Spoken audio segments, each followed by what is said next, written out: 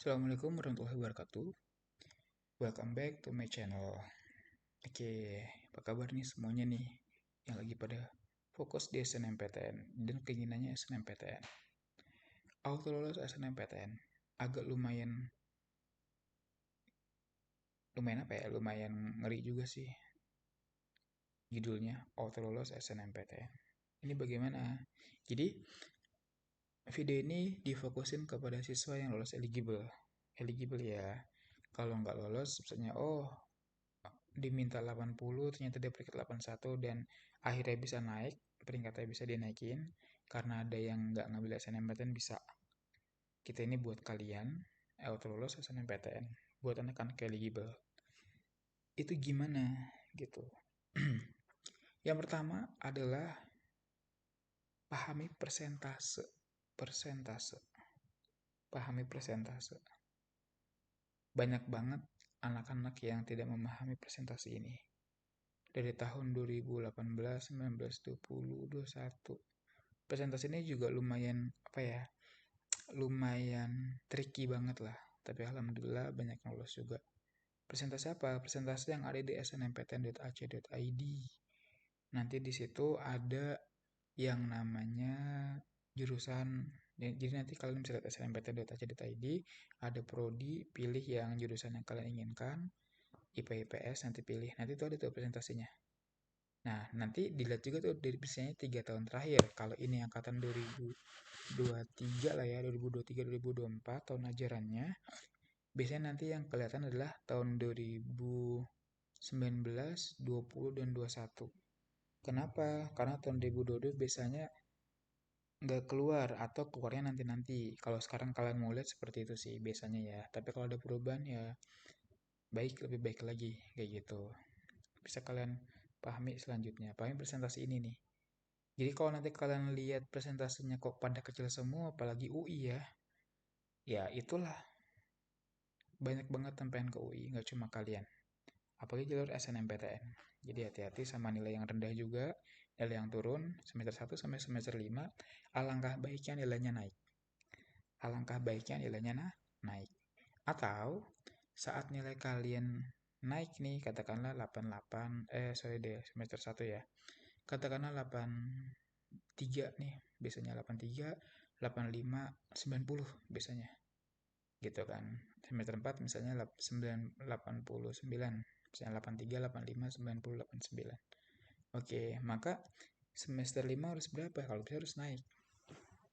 Kayak gitu ya. Jadi angka tertinggi itu nggak boleh sampai 2 sampai 3 poin turunnya. Gitu. Gitu ya. Untuk apa? Untuk grafik kita nanti jadi stabil. Jadi lebih baik lagi. Kayak gitu. Karena kalau nilai kalian berantakan ya agak lumayan sulit persentasenya gitu. Jadi nanti bisa diinfokan persentasenya itu berapa tuh. Nanti ada yang 3%, 4%, 5%, 7% itu sebenarnya nggak usah khawatir. Yang penting adalah kalian yakin kalian lulus SNMPTN. Kalau kalian nggak yakin ya agak lumayan berat banget kayak gitu ya. Presentasinya jangan lupa kalau misalnya udah nonton video ini bisa dilihatin terus aja nggak masalah. Oke, selanjutnya adalah 6 jurusan. Karena mau auto lolos ya, gitu. Jadi juga dari sekarang harus difokusin 6 jurusannya apa aja. Bebas, bebas. Kemana aja boleh. Alangkah baiknya tidak lintas jurusan, karena akan ada penalti nilai. Nilai kalian nanti akan dikurangi. Jadi dalam artian kalau anak IPS dikatakan nilainya 85. Misalnya ya, itu bisa dapat ke Undip misalnya. Terus tiba-tiba ada anak dari sekolah X misalnya, dia pengen ke Undip, tapi dia dari IPA. Dia ngincer ke Undip, pasti akan ada pengurangan nilai. Kalau dia emang lintas jurusan, gitu ya, IPA IPS. Oke, jadi dipersiapkan 6 jurusannya, bebas. Tapi sebelum dipersiapkan itu, coba diomongin dulu ke orang tua. Kalian kan yang akan ngalami itu semua, akan menghadapi itu semua. Oke, selanjutnya adalah 6 universitas. 6 jurusan, 2 universitas boleh.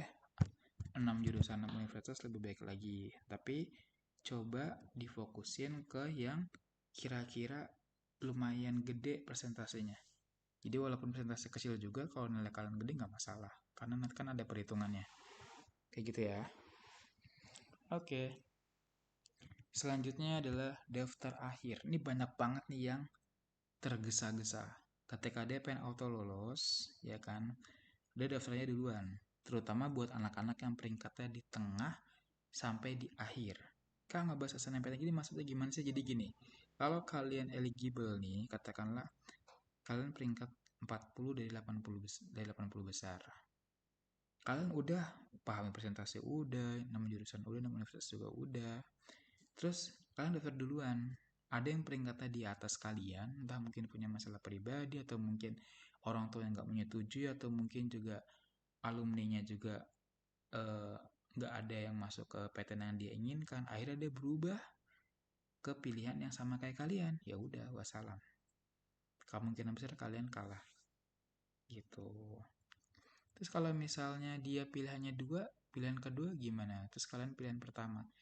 Ya kemungkinan dua-duanya dapat. Tapi jarang banget sih satu kampus ngambil dua pilihan gitu.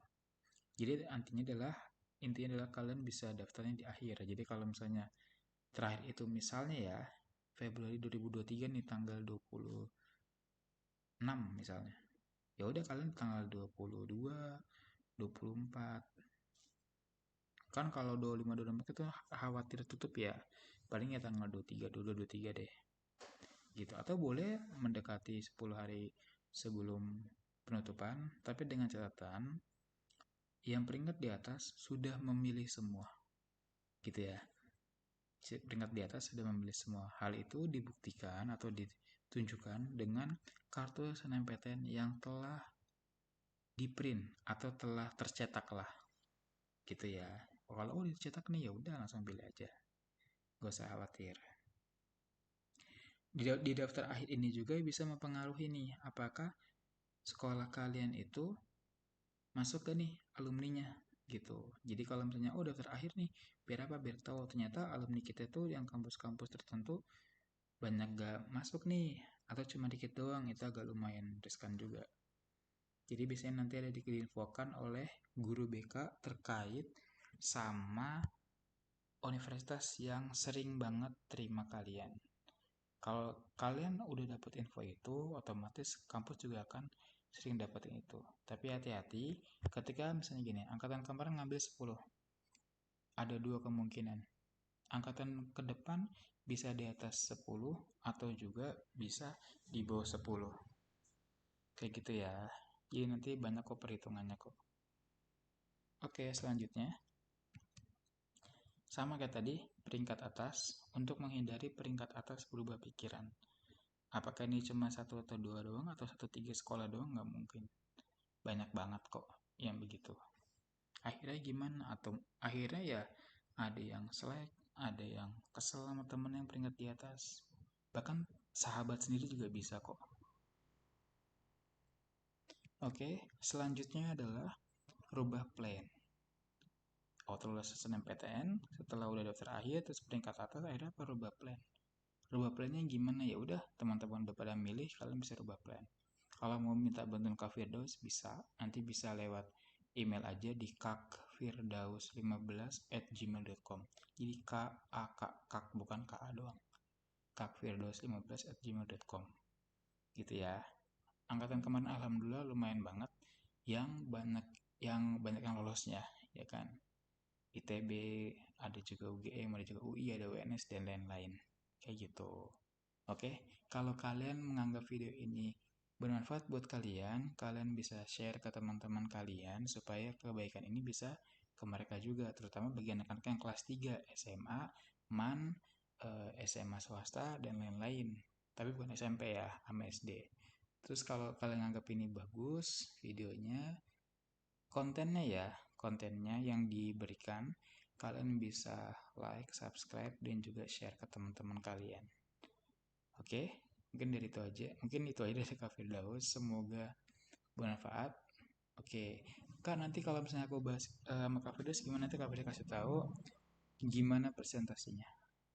gitu. Mudah kok, insya Allah mudah. Tapi tadi harus yakin SNMPTN-nya lolos. Kalau ada 1% pun atau mungkin 0,0 sekian persen kalian nggak yakin, ya kemungkinan kalian nggak lolos. Oke, oke, oke, siap. Jadi semangat buat kalian yang pengen banget SNMPTN. Kenapa? Karena SBMPTN-nya terasa berat, atau mungkin juga nggak mau belajar lagi sama pelajaran-pelajaran yang menyulitkan, bisa SNMPTN, ya monggo. Oke, dari Kak Firdaus gitu aja. Kakak akhiri, wassalamualaikum warahmatullahi wabarakatuh. Oke, terima kasih.